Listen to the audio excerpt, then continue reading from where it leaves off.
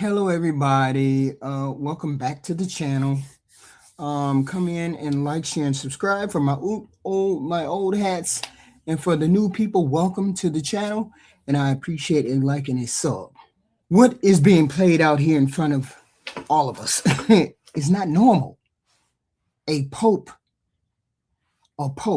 instead of standing on the balcony, giving his Easter Sunday blessing talk to tens of thousands of people,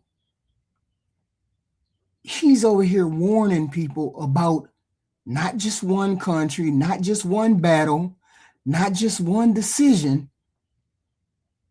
He's saying something that's even more dangerous, that the world has become indifferent to the violence that we are seeing play out with this war.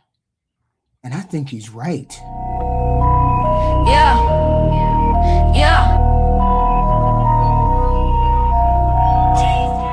A world in which the Pentagon threatens the Pope. Undersecretary of Defense Elbridge Colby reportedly told the Pope that the United States military has the power to do whatever it wants in the world, and the Catholic Church had better take sides. Oh, my bad. I misread that. You better take its side. You better take the United States side. And now Pope Leo is kind of like, yeah, I'm not going to come visit. This is absolutely insane, right? Bonkers, right? Of course, it's batshit crazy. But if you think about who is Secretary of War Pete Hegseth's pastor, and that's Doug Wilson, the same man he has leading prayer services at the Pentagon.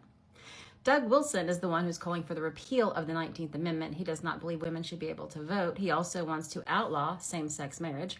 He has, however, married a pedophile in his church and said that he did it because it was legal, but, other legal marriages don't matter to him. He also said that a slave-to-master relationship can be mutually beneficial.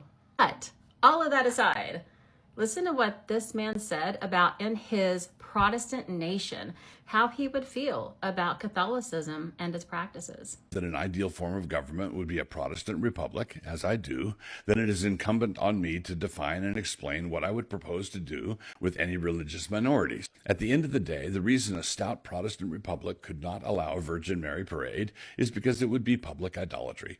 Sorry, but there it is. You guys shouldn't be doing that. Unbelievable. Sorry, Catholics, you're not Christian enough for the Christian nationalist movement. And this is your reminder that the danger is coming from inside the house.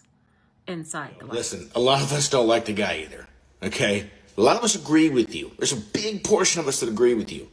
So I understand you're probably going to stay away from here for a little while, which is weird because you're the first American Pope. And we threatened the Vatican, so now you got to stay away. What the hell are we even doing? What the fuck are we doing? What the fuck are we doing? What the fuck are we doing? Okay? Think about what he actually said. Nobody's shocked anymore. Nobody is outraged anymore. Not even surprised about what's going on in the world. We just used to it. We hear about the bombs dropping. There was 150 girls, children killed a couple weeks ago. And we keep scrolling like it ain't nothing but another day.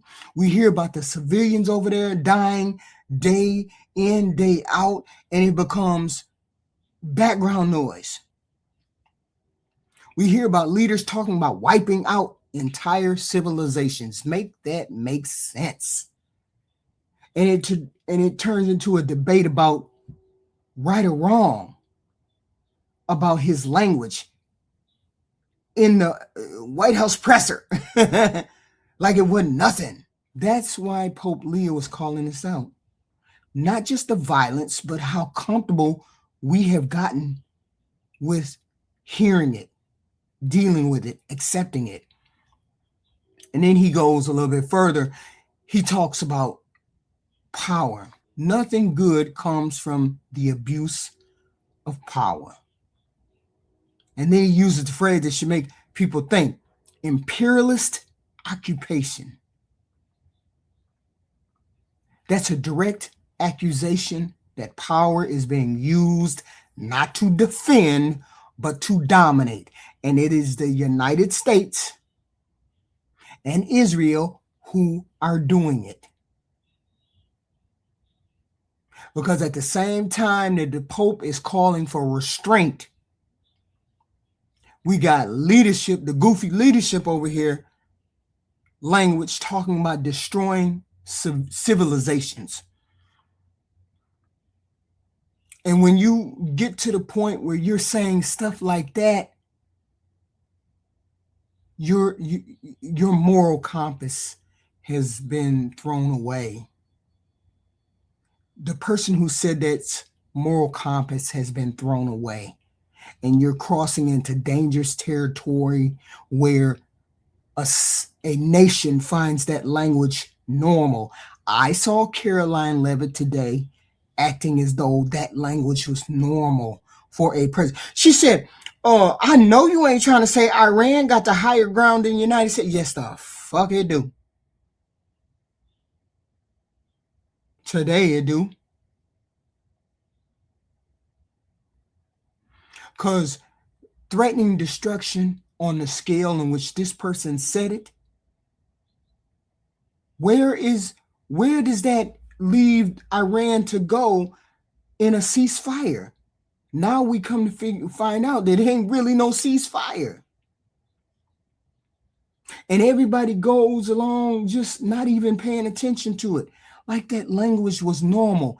It was not normal. You have to be completely disconnected from reality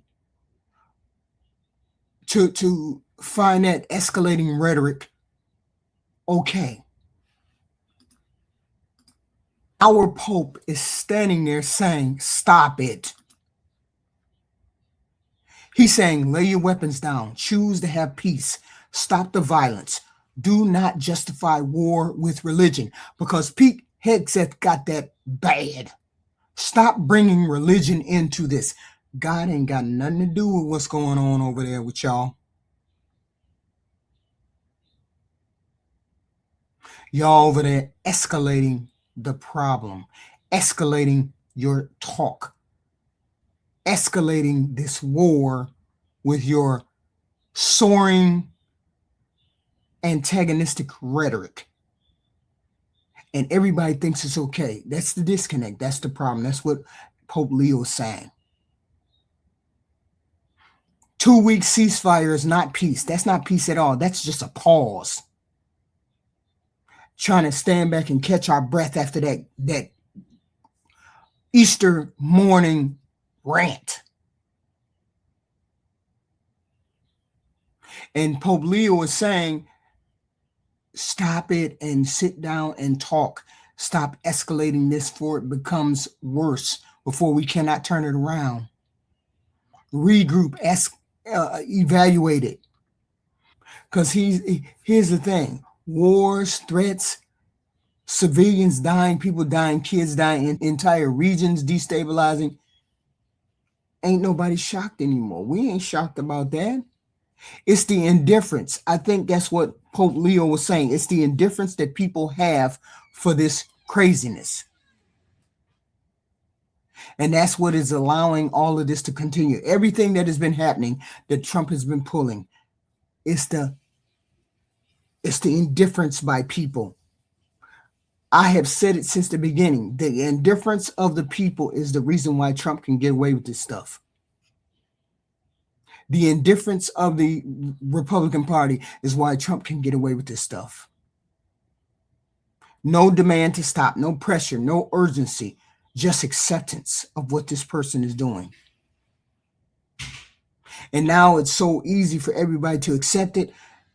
It ain't going to slow down. And the Pope stands here in the holiest week of the year. Instead of preaching peace, he's warning us about imperialistic power, domination, indifference. This is his signal. This is his signal. This is probably the only way in which he comes out and says this without being explicit. This is a signal that things are moving in a direction where humanity is starting to disappear from the conversation, where strategy is replacing compassion, and where power overrides restraint. And then we stop reacting to the violence. The 25th Amendment should have been on the table. Full stop. At the beginning of this war, should have been on the table for all of them. And this indifference is how we get to this place where Caroline Levitt can stand there with complete indifference and say, the destruction of a civilization, the words spoken by a president about the destruction of a civilization doesn't even shock her anymore. Why are you trying to blame? I know you ain't saying Iran got the higher ground than the president. So this ceasefire matters, but that's not the real story, right? The real story is this indifference to violence that everybody seems to have. And this danger is happening in our homes, in our dialogue, in our congressional halls. It's not a big deal for you people to go to war and not have any kind of thought about what the repercussions are, because everything has become normal to you. I'm not gonna get used to this back and forth, yanking yin and yang that this president is taking us on. It makes you scared to even make a move other than go to work and come home, because this is wild. And Pope Leo is trying to warn us about this is gone too far. Do you know how far we have to have come for the Pope to come out and say something about power and our indifference to power taking over? Why don't you say fascism without saying fascism? You guys leave something in the comments. I want to know what you think about this. Please and thank you. Please and thank you. And I will see you guys in the next one.